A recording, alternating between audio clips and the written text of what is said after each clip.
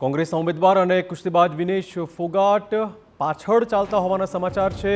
3641 વોટથી વિનેશ ફોગાટ પાછળ ચાલી રહ્યા છે। ભાજપના યોગેશ કુમાર તેમના કરતા આગળ છે।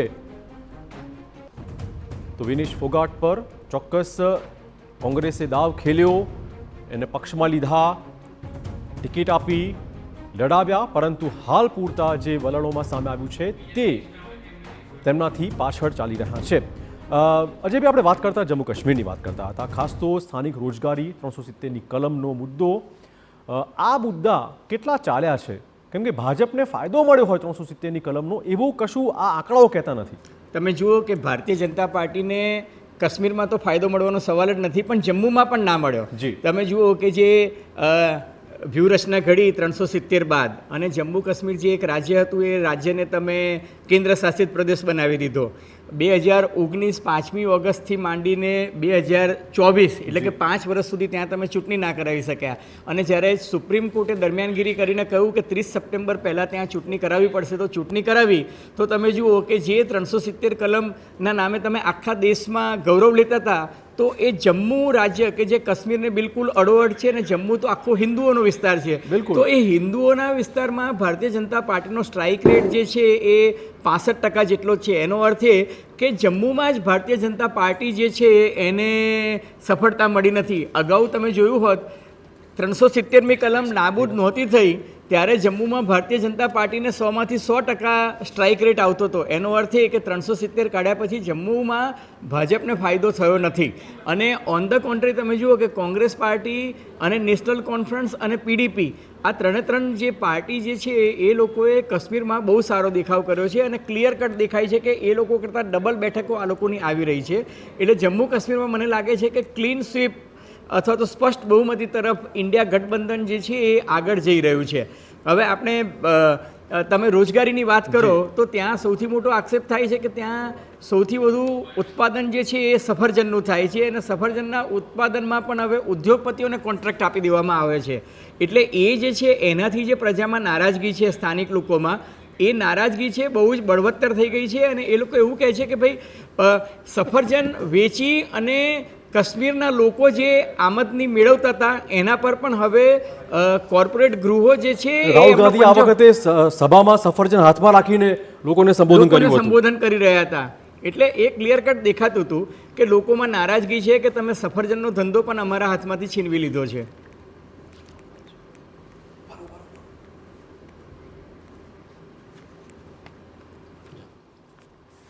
તો અપડેટ આપને આપી દઈએ, જે રીતે હરિયાણામાં પડે પડે બાજી બદલાઈ રહી છે। કરનાલમાં ભાજપ 4 અને કોંગ્રેસ 1 બેઠક પર આગળ હોવાના સમાચાર। હરિયાણામાં ટ્રેન્ડ ચોંકાવનારા આવી રહ્યા છે। ભાજપ 43 બેઠકો પર, કોંગ્રેસના ઉમેદવાર 40 બેઠકો પર આગળ ચાલી રહ્યા છે। એટલે બહુ જ કાંટેકી ટક્કર કહી શકાય બંને પક્ષો વચ્ચે, અને જો આ જ ટ્રેન્ડ યથાવત રહેશે તો આગામી કલાકોમાં વિપક્ષ કોણ બનશે, કેમ કે પરડું ભારે થશે અપક્ષોનું અને અન્ય લોકલ પાર્ટીઝનું।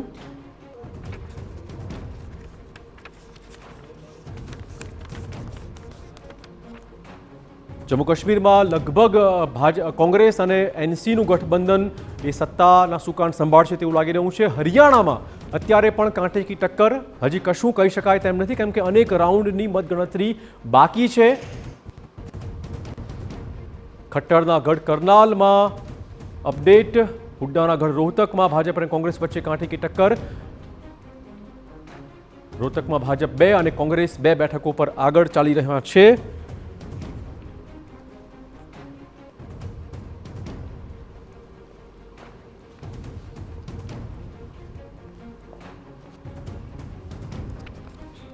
તો પડે પડે અત્યારે સમીકરણો બદલાઈ રહ્યા છે। કયા મુદ્દા ચાલ્યા,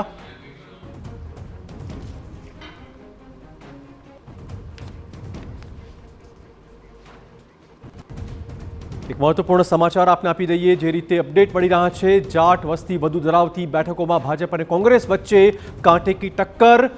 જાટ સમુદાય એક મોટી વોટ બેંક, બંને પક્ષો માટે ભાજપ 21 બેઠકો પર આગળ, જ્યાં વધારે આ પ્રકારનો સમુદાય છે ત્યાં, અને કોંગ્રેસ 22 બેઠકો પર આગળ ચાલી રહ્યા છે. કોંગ્રેસના ઉમેદવારો ઓબીસીની 44 બેઠકોમાંથી ભાજપ 26 બેઠકોમાં આગળ. આ જ્ઞાતિનું ગણિત આપને બતાવી રહ્યા છે, કઈ જ્ઞાતિનું પ્રભુત્વ કઈ બેઠક પર છે અને ત્યાં ભાજપ અને કોંગ્રેસની શું સ્થિતિ છે. હરિયાણાની શહેરી વિસ્તારમાં ભાજપ આગળ, એટલે કે અર્બન વોટ બેંક એ હંમેશાથી ભાજપ તરફી રહ્યું છે. તો શહેરી વિસ્તારમાં ભાજપ 17 અને કોંગ્રેસ 8 બેઠકો પર આગળ. કોંગ્રેસને ફાયદો હંમેશા ગ્રામ્ય બેઠકો પર થતો જોવા મળી રહ્યો છે. હરિયાણામાં પણ આ જ લાગુ પડી રહ્યું છે.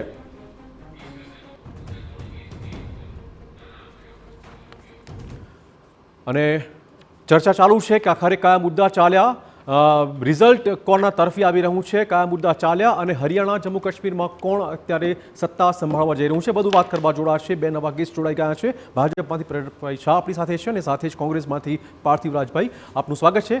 પ્રેરકભાઈ, સૌથી પહેલાં હરિયાણા વિશે વાત કરવી રહી કે હરિયાણામાં જે રીતે સવારથી જ અલગ અલગ ટ્રેન્ડ બદલાઈ રહ્યા છે, અત્યારે પણ કાંઠે કી ટક્કર જોવા મળી રહી છે.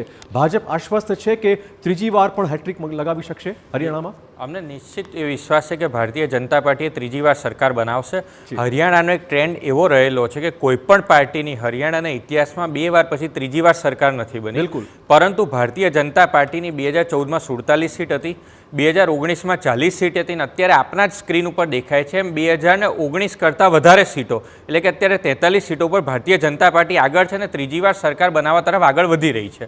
અને એક રીતે હરિયાણાના ચૂંટણીનું આજે રિઝલ્ટનું જે પરિણામ તરફ આગળ વધ્યા છે ત્યાંથી એ દેખાય છે કે જે વિપક્ષવાળાએ જે મુદ્દા ઉઠાવ્યા હતા કે 10 વર્ષની એન્ટી ઇન્કમન્સી છે, ખેડૂત નારાજ છે, જાટ નારાજ છે, કિસાન નારાજ છે, નવજવાન નારાજ છે, અગ્નિવીર યોજનાથી નારાજ છે, આ તમામને ગુબ્બારો જે છે એ ફૂટતો હોય એવું ક્લિયર કટ દેખાઈ રહ્યું છે. ઇવન તો એક્ઝિટ પોલની અંદર પણ આ પ્રકારનું એક વાતાવરણ આવ્યું હતું કે ભારતીય જનતા પાર્ટી ખૂબ ખરાબ રીતે ભારતીય જનતા પાર્ટીની હાર થાય છે અને કોંગ્રેસની પ્રચંડ રીતે વિજેતા બને છે. પરંતુ આ દેખાતું નથી. 2014માં જ્યારે કોંગ્રેસ સત્તામાંથી ગઈ ત્યારે એ લોકોની 15 સીટ થઈ ગઈ હતી અને આજે ત્રીજી વખત ભારતીય જનતા પાર્ટી અત્યારે 43 સીટ ઉપર આગળ છે. પરિણામ તો જ્યારે 1-2 કલાક પછી આવશે ત્યારે આપણને નિશ્ચિત ખબર પડી જશે કેટલી સીટો આવે છે. પણ જે પ્રકારે અત્યારે ભારતીય જનતા પાર્ટી આગળ છે એ નિશ્ચિત એ વિશ્વાસ દેખાય છે. અને હમણાં જ આપની જે સ્ક્રીન ઉપર બતાવવામાં આવ્યું હતું કે ઓબીસીની જે સૌથી જાતિગતના જે મુદ્દા કરતા હતા, ઓબીસીની 44 બેઠકોમાંથી ભારતીય જનતા પાર્ટી અત્યારે 26 બેઠકો ઉપર આગળ છે. અને જે જાટની અંદર નારાજ છે એવું કહેતા હતા, જાટ વસ્તીની અંદર પણ ભારતીય જનતા પાર્ટી 21 બેઠકો ઉપર એ આગળ ચાલી રહી છે. અને જે દલિતની જે વાત કરતા હતા, તો જે રીતે કોંગ્રેસની અંદર દલિતોની અવગણના કરવામાં આવી અને કુમારી શૈલજાનું જે પ્રકારે ચાલ્યું, પછી રાહુલ ગાંધી એક સભાની અંદર ભૂપેન્દ્રસિંહ હુડ્ડા અને કુમારી શૈલજા બંનેના હાથ પકડીને ઉપર કરવામાં આવે કે ભાઈ બંનેનું જોડાણ છે અને બંને જોડે ટકેલા છે.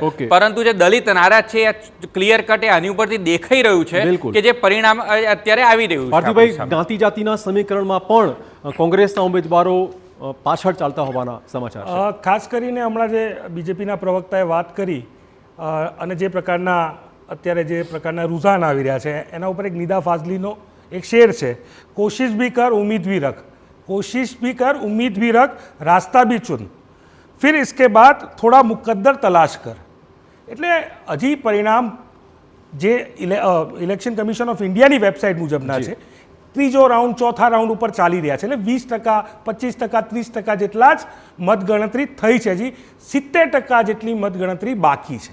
ત્યારે આ પ્રકારના જે કહી શકાય કે અતિ આત્મવિશ્વાસમાં જે બીજેપીના પ્રવક્તાએ સરકાર બનવાનો દાવો પણ કરી દીધો છે, ત્યારે હું સ્પષ્ટ માનું છું કે હરિયાણાની જનતા એ જવાન હોય, કિસાન હોય, નોજવાન હોય કે પહેલવાન હોય, આ બધા જ નારાજ હતા અને એનું પરિણામ થોડાક વખતમાં આપણને જોવા મળશે. આજે હમણાં થોડી વાર પહેલાં આ ટેલી જે 43-40 દેખાતી હતી એ ક્યાંક 49 સુધી પણ ગઈ હતી બીજેપીની. આજે 43 ઉપર આવી ગયા, ધીરે ધીરે નીચે જતા જશે. એવો સ્પષ્ટ વિશ્વાસ મને હરિયાણાની જનતા ઉપર છે. અને જે મુકદ્દર નક્કી કરવાનું છે એ હરિયાણાની જનતા નક્કી કરવાની છે. અમે ઉમ્મીદ પણ રાખશું, અમે કોશિશ પણ કરી, અમે મહેનત પણ કરી, પણ પરિણામ થોડાક જ સમયમાં આપણી સામે ક્લિયર થવાનું છે. હમણાં જે વાત કરી કે ભાઈ કોંગ્રેસના નેતાઓની વાત કરી, કુમારી શૈલજાની વાત કરી, જ્ઞાતિ આધારિત બધી જ જ્ઞાતિઓની વાત ભાજપના પ્રવક્તાએ કરી, પણ અમે તો હરિયાણામાં 36 બિરાદરીની વાત કરી, 36 કોમની વાત કરી અને દરેક સમાજને ભેગા લઈને ચાલી અને જે ત્યાંના યુવાનો બેરોજગારીથી ત્રસ્ત હતા, અગ્નિવીર જેવી સ્કીમ જેમાં યુવાનોનું આપણા દેશના સૈનિકોનું શોષણ થાય એવા સ્કીમના વિરોધમાં, જ્યાં પહેલવારો જોડે જે પ્રકારનો દુર્વ્યવહાર થાય એની વાત હોય, કિસાનો જે ખેડૂતો હતા જે હરિયાણાના, જે ત્યાંની બોર્ડર ઉપર પોતાના હક અધિકારો માટે આંદોલન ઉપર બેઠા હતા, એમણે જોયું કે 700થી વધારે કિસાનોએ પોતાના જીવ ગુમાવ્યા, એમની શહાદત થઈ. આ બધા જ મુદ્દાઓના આધારિત અમે ચૂંટણી લડવા ત્યાં નીકળ્યા હતા.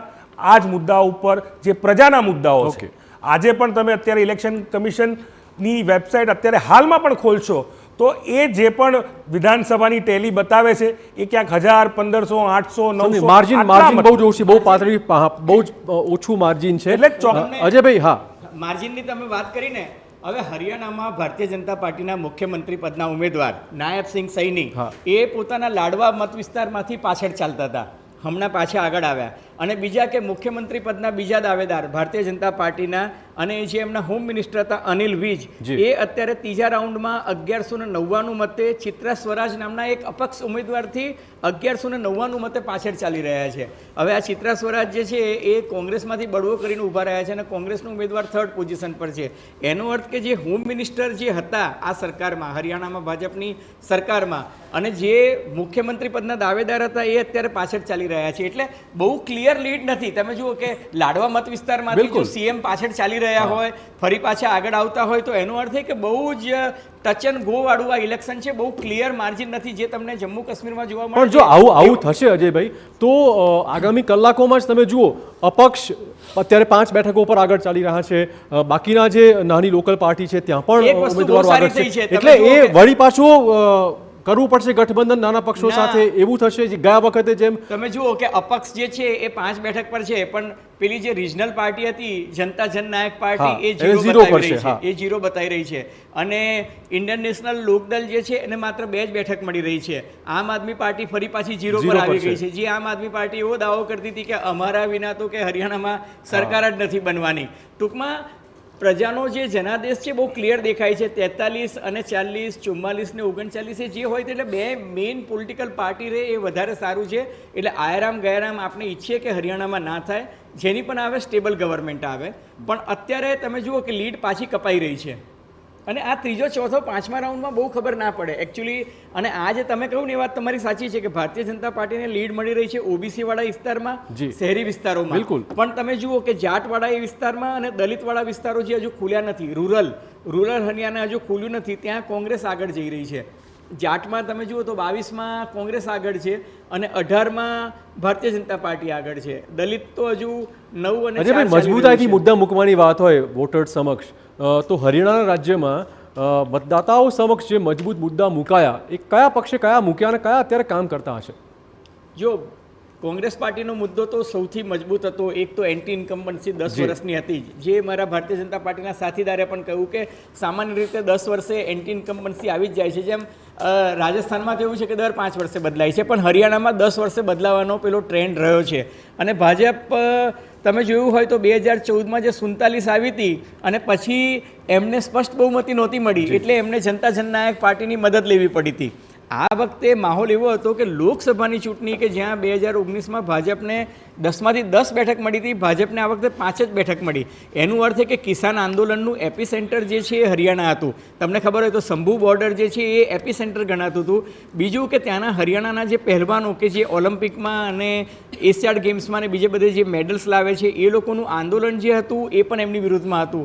ત્રીજું કે 36 બિરાદરી, જાટ વોટ્સ અને દલિત વોટ, એ બધા જે છે કોંગ્રેસ પાર્ટીએ અંકે કરવા માટે બહુ જ સારી એ લોકોએ એક વ્યૂહરચના કરી હતી. એટલે જ્ઞાતિ આધારિત સમીકરણો તમે જુઓ તો કોંગ્રેસ પાર્ટીએ વધારે સારી રીતના સંતુલિત કર્યા હતા. અને મેં તમને અગાઉ કહ્યું તેમ કે હરિયાણામાં અત્યાર સુધી જે 5 મુખ્યમંત્રીઓએ 10 વર્ષ સુધી શાસન કર્યું છે, 5માંથી 4 જે છે એ પછી એ બંસીલાલ હોય કે ભજનલાલ હોય કે દેવીલાલ હોય કે હુડ્ડા હોય એ જાટ કોમ્યુનિટીના રહ્યા છે. અને જાટ વોટ બેંક ત્યાં 25 થી 26% જેટલી છે. એટલે આ બધા મુદ્દા જે એમની ફેવરમાં જતા હતા. અને કબૂતરબાજી જે હરિયાણામાં સૌથી વધારે ચાલી રહી છે, બેકારીનો મુદ્દો છે, centre for monitoring Indian economy પ્રમાણે ખેડૂત આંદોલન, ખેડૂત આંદોલન, કિસાન આંદોલન, પણ આ જે કબૂતરબાજી જેને કારણે હરિયાણાના યુવાનોને અગ્નિવીરમાં નોકરીઓના જે ફાંફા પડી રહ્યા છે કે 4 વર્ષ પછી તમને પેન્શન મળવાનું નથી. અલબત્ત અમિતભાઈ શાહે ત્યાં જઈને કહ્યું હતું કે અમે એમ કે એમને પેન્શન મળે એવી કોઈ યોજના લાવી રહ્યા છે. 42% 4 વર્ષ પછી જોબમાં એબ્સોર્બ કરવાની વાત કરી હતી. પણ એકંદરે માહોલ જે છે એ યુવાનોમાં ત્યાં ભાજપ વિરોધી હતો અને ગ્રામીણ વિસ્તારમાં વધારે હતો. શહેરી વિસ્તાર તો અલબત્ત ભાજપની વોટ બેંક છે જ. એટલે આ છે ને હજુ બહુ કસોકસ લડાઈ દેખાઈ રહી છે. 1 કલાક પછી ટ્રેન્ડ ક્લિયર થશે. પણ યુવાનોનો જે મુદ્દો તમે કીધો અજયભાઈ, યુવાનોનો મુદ્દો જેમ હરિયાણામાં પણ હતો અને જમ્મુ કાશ્મીરમાં પણ હતો, કેમ કે સ્થાનિક જે દાવો થઈ રહ્યો કોંગ્રેસ તરફથી 2 લાખ જેટલી સરકારી નોકરીઓ પર ભરતી કરવાની બાકી છે, સ્થાનિક રોજગાર છે નહીં જમ્મુ કાશ્મીરમાં, તો મુદ્દા યુવાનોના અને બેકારીના એ બંને રાજ્યોમાં લગભગ તમે જુઓ તો બંને પક્ષે ઉપાડ્યા હતા. તમે જુઓ કે જમ્મુ કાશ્મીરમાં એવું હતું કે ભારતીય જનતા પાર્ટી 370ના મુદ્દે આખા દેશમાં પ્રચાર પ્રસાર કરતી હતી. પણ જેમ રામ મંદિરના મુદ્દે આખા દેશમાં માહોલ બનાવ્યો અને અયોધ્યામાં જ ભાજપ હારી ગયું, એવી રીતના અહીંયા પણ ગઢાલા સિંહ ગેલા જેવી વાત થઈ છે કે જે જમ્મુ કાશ્મીરમાં 370 નામે ભારતીય જનતા પાર્ટી પોતાના પ્રચારના મુદ્દાઓમાં સૌથી પહેલો મુદ્દો કહેતી હતી. તમે જુઓ કે જમ્મુ વિસ્તાર અત્યાર સુધી શું થતું હતું કે જમ્મુ જે છે એ ભારતીય જનતા પાર્ટીનો સ્ટ્રોંગ હોલ્ડ હતો કે એમાંથી 100માંથી 100% માર્ક્સ એ લોકોને મળતા હતા. આ વખતે જમ્મુમાં જ એમનું પરફોર્મન્સ 60% પર આવી ગયું છે. એનો અર્થ એ કે જમ્મુની પ્રજાને પણ આ 370મી કલમ રદ કરી ત્યારબાદ કોઈ ફાયદો દેખાયો નથી અથવા તો એ મુદ્દે એ લોકોએ મતદાન કર્યું નથી. બિલકુલ. પરેશભાઈ શું કહેશો? આપણે એમને પૂછી લઈએ પરેશભાઈ કે 370ની કલમ હટાવવાનો મુદ્દો જે આખા દેશમાં ભાજપ ઉપાડતું રહ્યું છે, એ જ મુદ્દો જમ્મુ કાશ્મીરમાં ચાલતો નથી. જી, સૌથી પહેલાં હું આપને કહી દઉં કે 370મી કલમ એ અમારા માટે ચૂંટણીનો મુદ્દો નહોતો. જ્યારે ડૉક્ટર શ્યામા પ્રસાદ મુખર્જીએ બલિદાન આપ્યું ત્યારે કોઈ ભારતીય જનતા પાર્ટી ત્યાં સત્તામાં આવશે કે ત્યાં આગળ ચૂંટણી લડશે એવી અમને અપેક્ષા બી નથી. અને અમે નારો લગાવતા હતા કે એક દેશ મેં 2 વિધાન 2 નિશાન 2 પ્રધાન નહીં ચાલેંગે. અને વર્ષો વર્ષ અમે અમારા મેનિફેસ્ટોમાં લીધું ને જ્યારે અમારી પૂર્ણ બહુમતની સરકાર આવી તો અમે એ જે મુદ્દો હતો એને પૂર્ણ બી કર્યો. અને ગઈ ચૂંટણીની અંદર બી જુઓ કે ભારતીય જનતા પાર્ટીની ત્યાં 22 સીટ હતી, અત્યારે આપની ટેલી પ્રમાણે ત્યાં 27. એટલે ભારતીય જનતા પાર્ટી નિરંતર તે આગળ તો વધી જ રહી છે. સાથે સાથે હરિયાણાની અંદર પણ જોઈએ તો ગઈ વખતે હરિયાણા અને કાશ્મીર આ બંનેની થઈને ભારતીય જનતા પાર્ટીની 60 સીટ હતી. આ વખતે બંનેની થઈ અને 70થી 75 કરતાં વધારે આવે છે. અને હરિયાણામાં તો ત્રીજી વખત પછી ભારતીય જનતા પાર્ટી 2 વખત પછી ત્રીજી વખત એ સરકાર બનાવવા તરફ આગળ પણ વધી રહી છે. અને 370મી કલમને માત્ર ચૂંટણી જોડે તમારે એને ન મૂલવવું જોઈએ. 370 એ દેશનો મુદ્દો છે અને કાશ્મીરનો બી નિશ્ચિતપણે મુદ્દો છે. અને એક જ દેશની અંદર 2 પ્રકારના સંવિધાન ચાલતા હોય, 2 પ્રકારના ધ્વજ ચાલતા હોય તો આ પ્રકારનું ન જ ચાલે. ચૂંટણીની અંદર તો સરકાર કોઈ પણ આવે, સરકાર આવે, દેશ રહેવો જોઈએ અને જે કહેવાય કે દેશનું સંવિધાન રહેવું જોઈએ અને દેશની અંદર જે કહેવાય કે યોગ્ય પ્રકારનું વાતાવરણ રહેવું જોઈએ. સંવિધાન બચાવોના નામે જ રાહુલ ગાંધી કોંગ્રેસ વોટ માંગી રહ્યું છે. આજે કાશ્મીરની અંદર SC સમાજને વોટ આપવાનો અધિકાર નહોતો. વોટ આપવાનો અધિકાર 370મી કલમ ગઈ ને એ પછી એ મળ્યો છે. એની ચર્ચા થવી જોઈએ કે SC સમાજને ત્યાં વણકર સમાજે વોટ નહોતો આપી શકતો. પાર્થિવભાઈ બોલો. વોટ આપવાનો અધિકાર મળ્યો તો વોટ કેમ ભાજપને ના મળ્યા? તમે જેને વોટ આપવાનો અધિકાર આપ્યો એ લોકોએ વોટ ભાજપને આપવા જોઈએ ને, એ નથી આપ્યા. બિલકુલ, એ જ મારો મુદ્દો છે કે એનો અર્થ એ કે મેસેજ નથી બરાબર ગયો. અજયભાઈ, વોટ આપવો કે ન આપવો એ દરેક વ્યક્તિના આધાર પર પહેલાં વોટ આપવાનો અધિકાર મળવો ને એ ખૂબ મોટી અગત્યની વાત છે. એવું જરૂરી નથી કે કોઈ વ્યક્તિ જે છે એણે કોઈ વસ્તુ માટે સંઘર્ષ કર્યો એટલે બધા જ લોકો એની જોડે હોય, પરંતુ અધિકાર મળવો ત્યાં સંવિધાનનું હનન નહોતું થતું. એ વ્યક્તિને વોટ આપવાનો દેશની અંદર આઝાદીના 67 વર્ષ સુધી એને વોટ આપવાનો અધિકાર ન મળ્યો હોય અને એક દેશની અંદર 2 ધ્વજ ચાલતા. પણ આમાં એવું થયું પરેશભાઈ કે અધિકાર તમે આપ્યો અને એ ભાઈએ વોટ બીજા કોઈ એની વાત નથી થતી. હિંમત પુરાણથી જોડાયેલું કાશ્મીર હતું એની વાત નથી થતી. આપણે એ કાશ્મીરની વાત થતા હતા. ઝાકીર મૂસા એવું કહે કે આ કાશ્મીર એક્ટની ઇસ્લામત ખલીફતની લડાઈ છે. એ કાશ્મીરની આપણે વાત કરતા હતા. ચરારે શરીફ પર લોકો આગ લગાવીને ભાગી જતા હતા. એ કાશ્મીરની અંદર રહેતા હતા કે જે હજરતબલ ઉપર કબજો કરી શકતા હતા. આજે એની અંદરથી મુક્ત થયું કાશ્મીર, એની ચર્ચા થવી જોઈએ. ન કે આતંકવાદ દૂર થઈ શકે, જમ્મુ કાશ્મીર આતંકવાદ દૂર થઈ શકે, આતંકવાદી ઘટના ઘટી, સીટો પણ વધી છે. પરેશભાઈ, આતંકવાદી ઘટનાઓ દૂર થઈ? જી, ખૂબ ઘટી. હા જી, આપનો ખૂબ સારો સવાલ છે કે આતંકવાદી ઘટના અત્યારે બને છે પણ એને જે પ્રમાણે જડબાતોડ જવાબ મળે છે અને અલગાવવાદીઓ જે યાસીન મલિકથી લઈને ગિલાની આ બધા જે પ્રકારે પહેલાના સમયની અંદર તે કોન્સ્ટિટ્યુશન ક્લબમાં પ્રેસ કોન્ફરન્સ કરતા હતા અને અજયભાઈ તો ઉમર તો એના પોતે સાક્ષી રહેલા છે, એમણે દ્રશ્યો જોયેલા છે. પ્રધાનમંત્રી આવાસમાં ગેસ્ટ બનીને ત્યાં ચર્ચા કરવા જતા હતા. આજે એ લોકો જેલની અંદર છે. હમણાં યાસીન મલિકના પત્નીએ UN માં પત્ર લખ્યો કે અમને ડર છે કે આ સરકારની અંદર યાસીન મલિક જીવતા જેલની બહાર નહીં આવે. હું કહું છું કે આ ડર છે તો ડર હોવો જ જોઈએ. એ ભારતની સરકારનો ડર છે. આજે યાસીન મલિક હોય, ગિલાની, આ કેટલા બધા જે અલગાવાદી નેતાઓ ત્યાં આગળ આતંકવાદીઓને સર્ચ કરી જે જગ્યાએ 3 પેઢીથી ભારત વિરુદ્ધ જે રોકવાની અંદર આવ્યું હોય એ જગ્યાએ તમે એવું માનો છો કે 5 વર્ષની અંદર બધી જ સમસ્યાઓ ખતમ થઈ જાય? આ તો એક નિરંતર ચાલતી પ્રક્રિયા છે. ધીરે ધીરે જમ્મુ કાશ્મીર 370મી કલમ એ રીતે આ બી શેનો ફાયદો મળી રહ્યો છે જમ્મુ કાશ્મીરમાં કોંગ્રેસ અને એનસી ને? હું આ જે પ્રેરકભાઈએ જે બહુ જ લાંબુ ભાષણ આપ્યું ને એના ઉપર કેટલાક મુદ્દાની ચર્ચા કરવા માંગુ છું.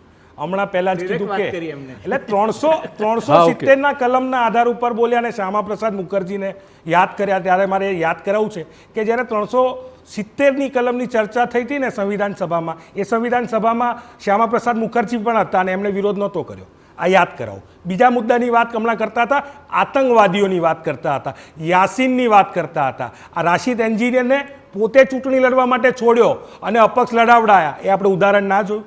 આપણે ભારતીય જનતા પાર્ટીના ઉમેદવાર એવા હોય કે જેને એનઆઈએ ધરપકડ કરે અને આતંકવાદી પ્રવૃત્તિમાં પકડાયો હોય અને એને ભાજપે ટિકિટ આપી હોય ભૂતકાળમાં, એવા પણ ઉદાહરણ જોયા.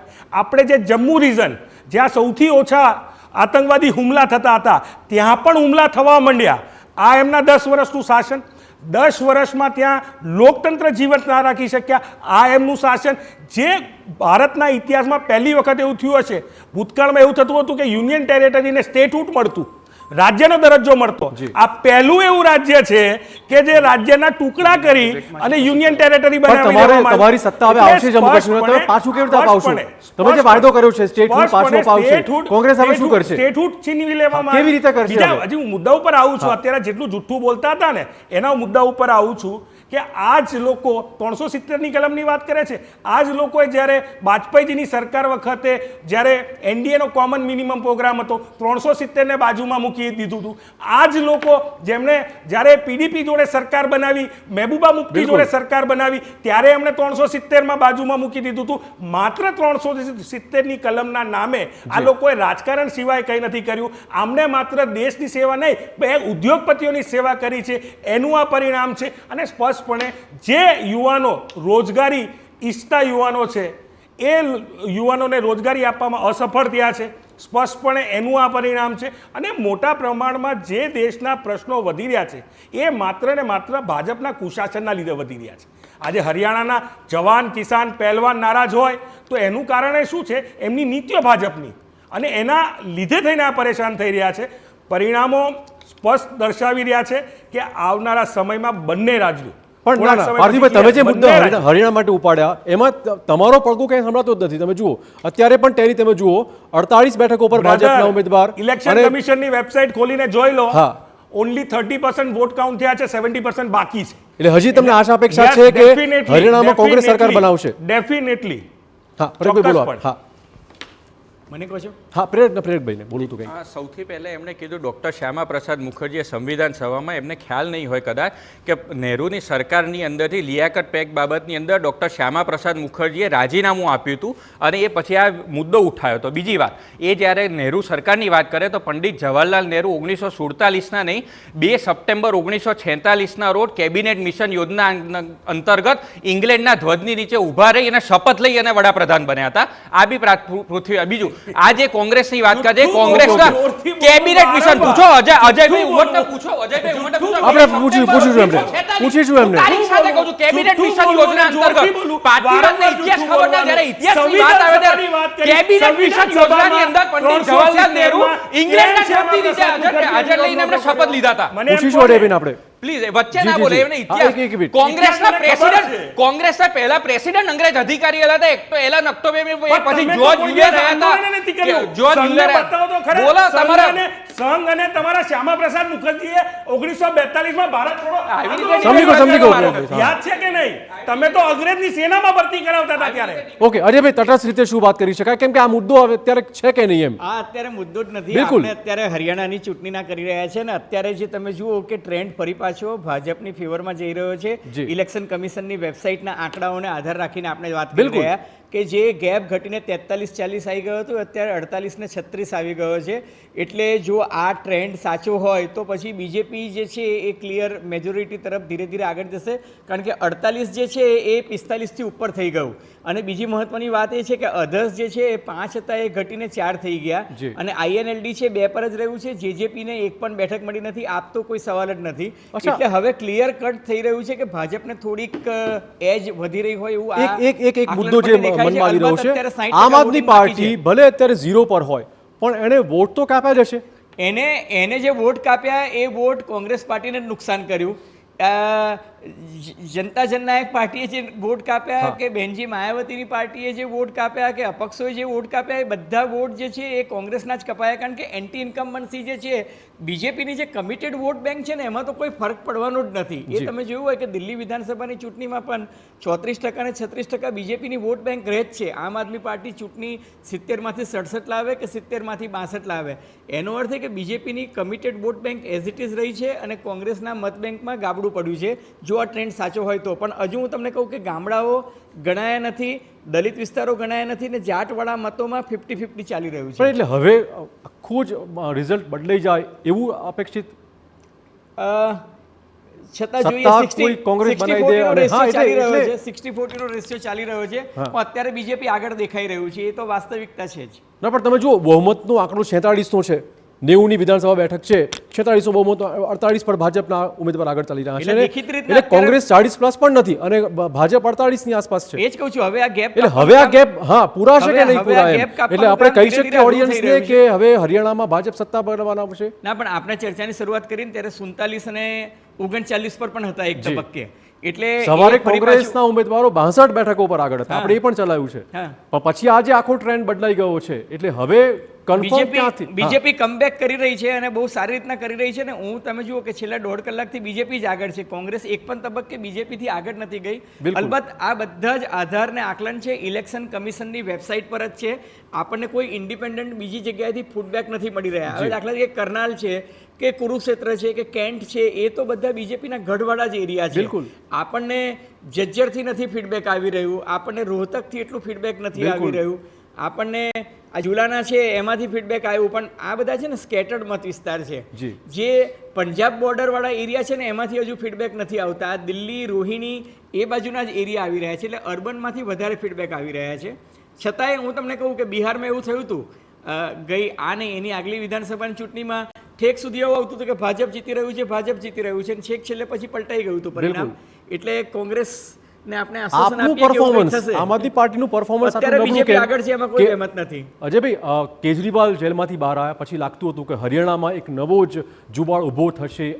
અરવિંદ કેજરીવાલ સભાઓ સંબોધવા નીકળી પડ્યા હતા અને બહુ જ બધું. તમે જુઓ આમ આદમી પાર્ટીનું પરફોર્મન્સ સુધરશે એવું કેમ ન લાગ્યું આ વખતે? હવે આમ આદમી પાર્ટીમાં છે ને કેજરીવાલે પોતાની પ્રાયોરિટી એક મહત્વપૂર્ણ સમાચાર આપી દઈએ. જમ્મુ કાશ્મીરમાં મહેબૂબાની દીકરીએ પોતાની હાર સ્વીકારી છે.